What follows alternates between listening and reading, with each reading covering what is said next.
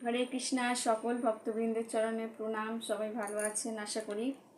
আজকে কথা বলবো যে আমাদের তিনটি শত্রু কি, প্রধান তিনটি শত্রু হচ্ছে আমাদের কাম, ক্রোধ এবং লোভ। এই বিষয়ে ভগবান গীতায় যেটা বলেছে আমি সরাসরি পাঠ করে শোনাবো। তো গীতার কোথায় বলেছে এই বিষয়ে না, দৈবাসুর সম্পদ বিভাগ যোগ 16 অধ্যায়ের 21 নম্বর এবং 22 নম্বর শ্লোকটা আমি ব্যাখ্যা করতে চাইছি। তো 21 নম্বরের শ্লোকে কি বলছে একটু জেনে নি। ভগবান কি বলেছেন, বলছেন যে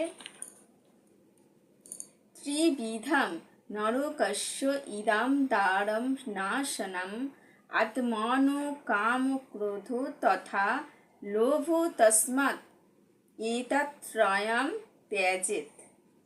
অনুবাদ কি বলছে, বলছে কাম, ক্রোধ ও লোভ এই তিনটি হচ্ছে নরকের দ্বার। অতএব ওই তিনটি